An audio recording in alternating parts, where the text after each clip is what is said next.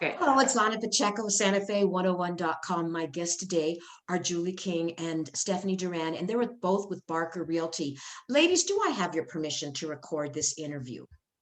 Yes, you do.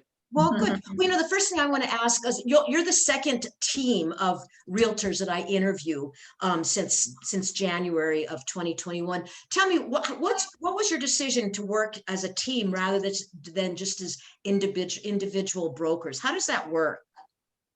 Well, you go, Julie.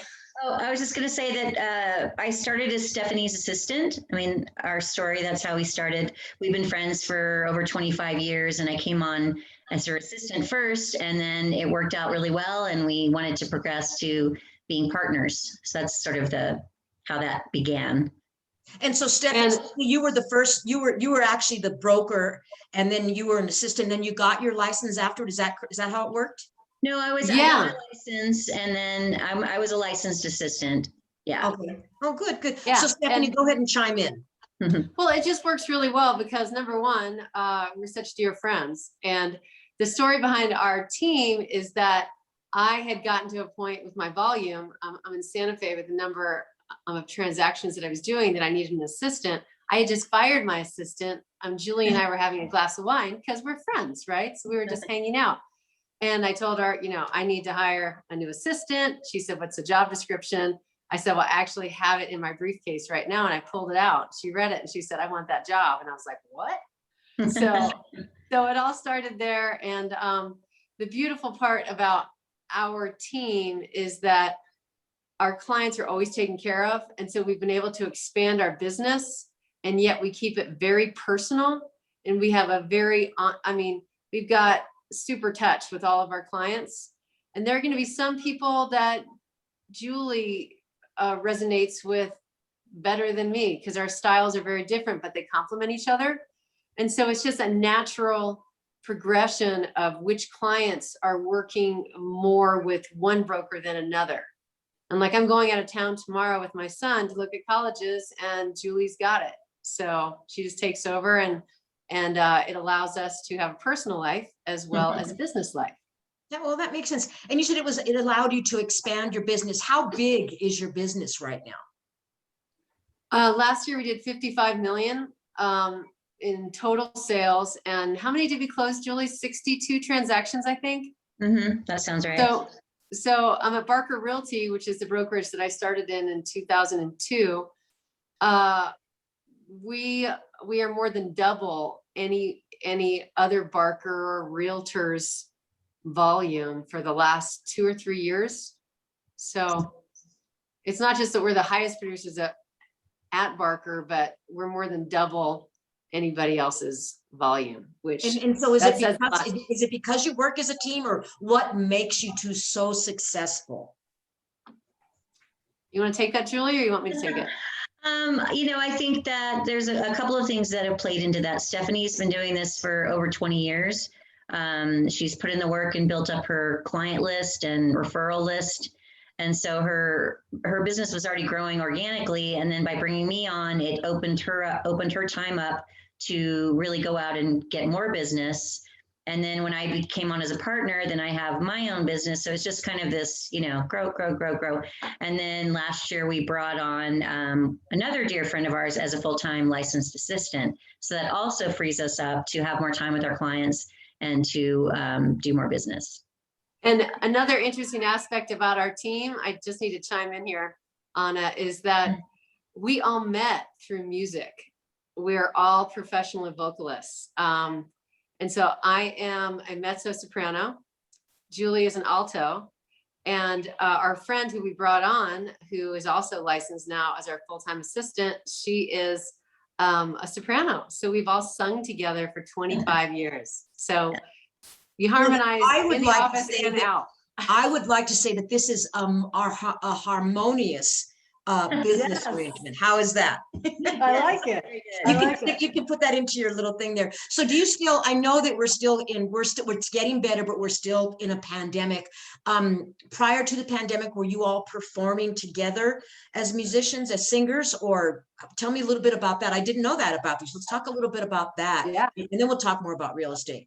Okay. Well, I ran the cantina at La Casa Cena for over 20 years. That was my job prior to moving into real estate. And that's how I met Stephanie and Amanda as singers and as their manager there for many years. Well, tell So us we did. about people that might be watching this because people won't know this. Tell us about La Casa Cena. La Casa Cena is a beautiful historic restaurant right downtown in Cena Plaza, which also, as you have taught me in your class, is very historic. And there's a fine dining restaurant and a patio, and then adjacent to the fine dining, there's a cantina where there's a piano and all the waiters are singers. I'm not sure that that establishment survived the pandemic, but for 30 years, that place had live music every night. And that's where we worked and sang mainly Broadway and jazz there. Oh, good, good. And so do you think you'll continue to sing at some venue going forward? We would love to. We're very busy because we have a very successful business. So we did do a New Year's Eve show, not this past New Year's Eve, of course, but the previous New Year's Eve 2020 in La Casa Cena. They brought us back in and we did a show there and it was so much fun. And to be back in that old space, it was a very intimate space. There was a grand piano and we would stand around the piano and sing. So that was the last time that we've sung in public together. But that's not true. No, that's not true. We auctioned ourselves at an auction for the Esperanza shelter to go sing Christmas carols in someone's front yard. So we sang. We did that on right before Christmas. Oh, yeah. Good. Well, you know, Stephanie, I know. Well, so we're going to switch gears here again. Now, you contacted me maybe 3 weeks ago because you're working on some big proposal, and I guess it had a historical element to it. And I was kind of amazed. It was like, wow, I didn't realize that realtors. I mean, not only do they have to know a lot about their homes and this and that, but you actually do like these major proposals about, especially if it's a historic property. So is that what makes you so successful, that you really you do your homework to really? I mean, I guess it's called. I would consider it value added, because I mean, you sell it without all this. So tell me about that. We just don't list a property. We really investigate the property. We improve the property with the sellers if possible. If there's a historical component to it, we dive in because people want to know, you know, and we have so many elements to our architecture here in Santa Fe and the neighborhoods that I would say Julie and I do a lot of prep. We probably prep our listings, normally takes about a month to get a listing going, and that can bring a stager in to add color. We look at it as a marketing package. So when a listing goes on the market, we know everything about it. It's ready to go. There's always a narrated video. And especially for all these online buyers, we put so much into our listings that everyone's amazed at how wonderful our listings look. And we're like, yeah, because we put the work in ahead of time. And the listing that you're talking about, that we do have opportunity to do marketing proposals for large estates. And that a lot of times we bring in people like yourselves to give a historical perspective of the estates. And that's a part of our marketing proposal, because everything's online on the website, because people shop online all over the world. And so they want to understand why this property is so special. So I do think that's a specialty of ours.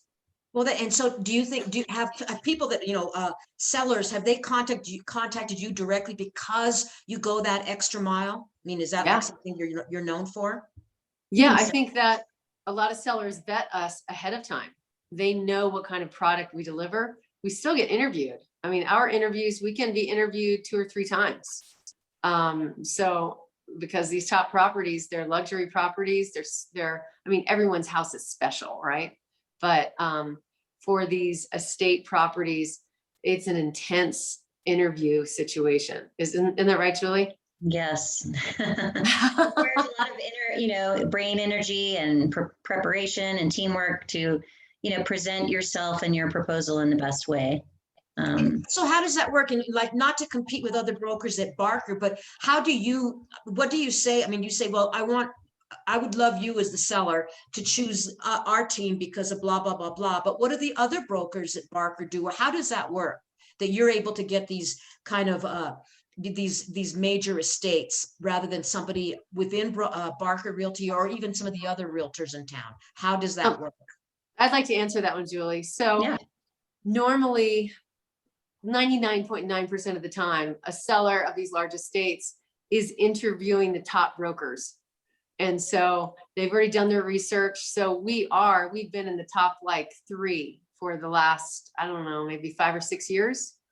And so they're going to interview somebody from Sotheby's, somebody from Santa Fe Properties probably, and then probably us. I'm at Barker because we are the highest producers there. So unless there is a personal connection with the seller, because of our track record, we will probably get the call for the interview. And these estates, what do they range price wise? Why don't you take that, Julie? You know, that used to be the estates were going for a lot less, but after COVID and our lack of inventory and the amount of people who are moving to Santa Fe from higher density cities, lots of people from San Francisco, LA, Washington, DC, people who always thought they had to wait to move to Santa Fe when they retire, now know that they can work from anywhere and they can move to Santa Fe now. So there's a lot of younger people, a lot of people with money who can work in their homes. So it's really pushing the prices of the luxury market up. You know, the ones that we've been able to work on range in sales from 5 to a little over 8 million so far of ones we've sold. Excellent. And well, I've always heard that there's plenty of inventory on that real high end market. It's the $300,000 to $500,000 range that most people can afford. Most normal people, people that aren't wealthy. I heard those are really hard to find, but I heard that anything, in the millions, there's plenty of those out there because those buyers are fewer and far between. But that has changed now. That has changed dramatically. Yeah. Last week very difficult under a certain price range for sure for people, trying to buy under 500. But we're also seeing limited inventory in the luxury end as well. Okay, and you were going to say something, Stephanie. I'm sorry. Sorry, Steph. Well, I was just going to say, for an example, last week we had new clients who flew in from Richmond, Virginia, are going to move here in a year. So it was an exploratory week, and they were shopping between 2 and 4 million. And Julie and I showed them maybe 5 houses because there wasn't anything to show them.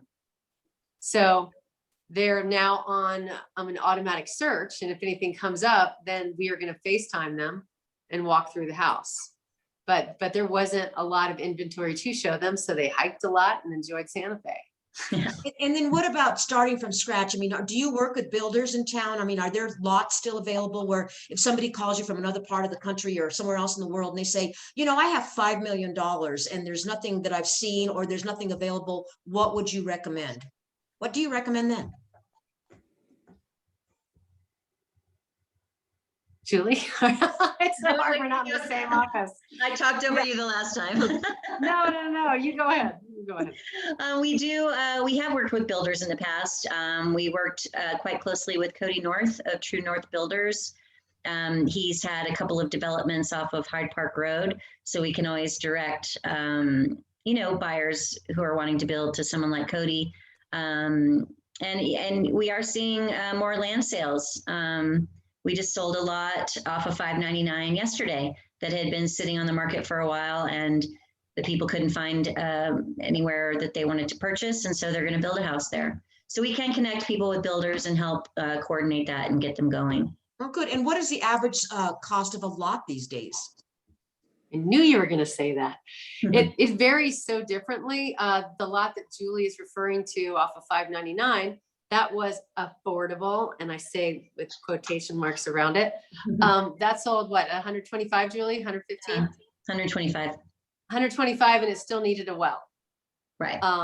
So a well drilling out there is going to be like 30 grand. So they basically bought $155,000 lot. And how big is in the lot? town? How big is the lot? It was So 3 it's acres. Well, that's Yeah. not bad. 3 acres is No, for in Santa Fe. That's a yeah, bargain. But I it needed know. all of, And needed all of the utilities, somewhere in the street, but it would need a septic and a well. So that is an, additional yeah, expense. But still Yeah. for Santa Fe. And you were going to say something else, Stephanie, and I cut you off again.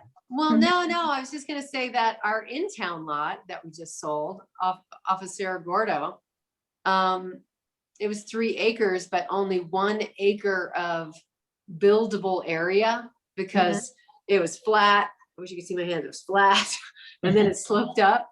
And we sold that. It was hanging out there on the market, hanging out there. I'm at $595, and it did have a well on Cerro Gordo with views. And we got an offer, and then we were going to have a backup offer. So all of a sudden, land is starting to go. So that sold. I'm at 595,000, even though it had been on the market a year, because And the that was whole- just a lot. Now that sounds expensive. That sounds expensive.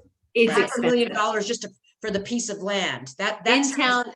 Yeah, In town's totally different than, being out a little farther, like the one Yeah. on 599. Yeah. And so what Yeah. do you, I know you don't have a crystal ball, but I'm hoping you do have a crystal ball. So Here too. we're starting to get out of the pandemic. What do you see? I mean, I keep hearing about the median cost. I think last week here in the dead of winter, Oh. the median cost was 560,000 for a Yeah. home. I Right. think So went what do up 20. Yeah, our values last year, I think, went up 20%, right, Julie? Yeah. hmm Yeah. So what do you think is Yeah. going to happen to Santa Fe? I mean, how can we just keep going up and up? What happens to everybody else that can't afford these really high end prices? What happens to the Well- city, do you think? Right. Well, what's going on is, and I think the city council is addressing this. We are having a housing crisis right now because, as you said, normal people who didn't cash out. I'm in San Francisco for a couple million and are able to move here and, drop a couple million into a house without sweating. There is a housing crisis. How do we create affordability? And so if you just get in your car and tool around and really heighten your awareness to new construction, you're going to see HomeWise has bought up this interior acreage in the city limits. They're building affordable homes, Mhm. and affordable homes meaning, Santa Fe is probably going to be like 350,000. That's still high, I think. It's still Yeah, high, but you have to look at interest rates too. Right. So it's cheaper to purchase a $350,000 home than it is to rent in Santa Fe right now, because Yeah. there is a lack of rentals because of the short-term rentals that have taken over the market. And yes, now we have a cap of 1,000 short-term rental permits. That's good to have a cap because it can really change neighborhoods. But Yeah. when I think we're excited about the newer inventory coming out, and also there are new condominiums that are coming up out of the ground that are in town that I don't know what those prices are, but they're coming up pretty quick. And what And you can area of rent town them is or that? purchase.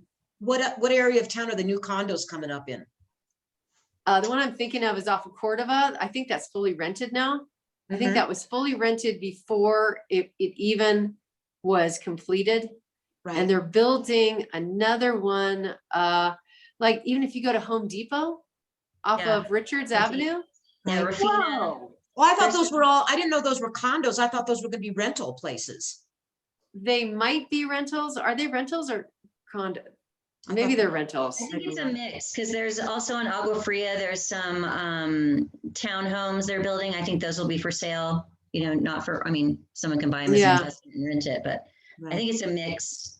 Well, And then they in have a my modular- district, just so you know, I live in the Candlelight district, and there's going to be Oh. a monstrosity built here, in the next. Oh, few years. right, off of Zia. Oh. I saw that in the paper. It got through, right? Yeah, so the way I feel is I've had 29 wonderful years in this neighborhood, and it's changing, but everything changes. So I'm thinking too that, but this inventory thing it's been so tight because of the pandemic. But I honestly think that, as more people get vaccinated, things start to come back. It's never going to go back to whatever normal was, but it's going to be better. I'm thinking that a lot of people that have been sitting on their homes because they couldn't move to live to be closer to their grandchildren, or a lot of people in Santa Fe will start moving to other places and more inventory will become available. Do you think Mhm. that's true?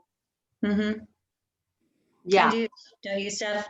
I mean, I think Yeah. people have just been waiting. There's so much uncertainty. You know, people, even people who want to move within Santa Fe, there's really nowhere for them to move. So I think once people feel more secure, more people are vaccinated, they feel like they can move around more, that hopefully the inventory will loosen up a little bit. Well, you know what I always tell people, in Santa Fe, you don't move up, you move out. Because if I were to sell my house, I couldn't afford a condo because it would cost more than my house does now. So I always tell people that my next place of residence will be Rosario Cemetery. Because Oh, well, that's the only way. I disagree with you, Anna, because if you think about the gain, right? It's a net zero actually. So if you take the gain from your house and you want to move into a beautiful condo, you're probably going to have the same, I mean, because you've made such a gain on your investment, on your asset, you just move it somewhere else and you might, I mean, yes, you're going to be paying more, but it might be the same. You know what I mean? But it's not in the sense that, you know, people like me that are getting close to retirement, that doesn't work that way. Right. It doesn't. Oh, It doesn't yeah. work that way. It's a But good idea. But you know, we're getting close to the end here. I just want to ask you, Yeah. so if there's more inventory, do prices go down, or it just means there's more to sell? I think the prices will level out because right now we're not even seeing what we call escalation clauses. We are seeing people just bidding 50,000 over the asking just to Wow. have a shot, you know, just to try to get it. I know Julie's working with this wonderful woman out of Dallas who's trying to buy here so she can be closer to her mother, who lives in Placitas. And this poor woman has written 10 offers with Julie, all of which were not accepted. Wow. And she's, I know. you know, very aggressively on some of them and still hasn't gotten them. Well, Julie King, I want to ask you, is cash still king? I mean, if somebody comes in here with a suitcase of $2 million in small denomination bills, are they going to get that house first? Well, you know, cash can be king, but really we're seeing terms are king right now. On, you know, people, the sellers have the, you know, the balls in their courts. They can get a lease back for a month, or they, you know, there's all these terms that can also make an offer really attractive. No appraisal, waiving inspections. I mean, there's all kinds of things. Cash is always king though. It is. Well, good. You know, we Like, are at the end of okay. the interview. Is there anything you want to say? Because, you know, you know, people are going to be watching these videos for at least a good year. So things aren't going to change drastically. I won't ask you to be interviewed again for another calendar year. But is there anything you want to end with in terms of advice for people? Not everybody coming out here is going to have, you know, a suitcase full of money. What can you recommend to people? Would you say, you know, try the periphery, live outside of the city limits, or what would you recommend? Because people want to be in Santa Fe or this part of northern New Mexico. What would you recommend? I would recommend actually to do what a new client of ours is doing. Sell your place wherever you are, come and rent month to month. And that way you don't have the pressure of you have to buy a house today. You know, you can learn the area, figure out, do you want to live in El Dorado? That's a lifestyle choice. I mean, how do you feel in certain areas? What can you afford? And to get a real handle on how you want to live your life in Santa Fe and what is possible. And if you get a month-to-month rental, it is so much easier for everybody. And it's an enjoyable process as opposed to trying to buy from afar. Right. That makes sense. And so, but in the same vein, then, have you ever had clients that they bought something, you know, from afar, they've come out here and they said, you know, I really don't like Santa Fe? Or do you get people like that? I mean, because I mean, where everybody falls in love with the mystique of Santa Fe, the reputation we have now, but when reality sits in, do you have people that say, you know, I don't really like it? Have you had that happen before? A few times. Yeah. Yeah, a few times. And you know, it's really interesting because you can almost tell when it's going to happen, you know, like, oh, I don't know if that's a good fit, you know, Right. Because I know Santa Fe is it's very relaxed atmosphere. It's kind of a free form event, you know, and people that like a lot of structure, I don't know, does that make sense, Julie? Yeah, it does. Yeah. If people like to Summer- get, if people like to get phone calls returned in a timely manner, get Santa. Yeah. People are always, I'm originally from the East Coast. People are always so impressed that I call them. Wow, you called me back. And I'm like, yeah, is that what it takes to get your business? Well, I just You know, had a it's friend really that I dropped off and she was going to see her attorney. She goes, if you ever need an attorney, she's really good. She returns phone calls. She does. And I said, Loretta, that's what they're supposed to do.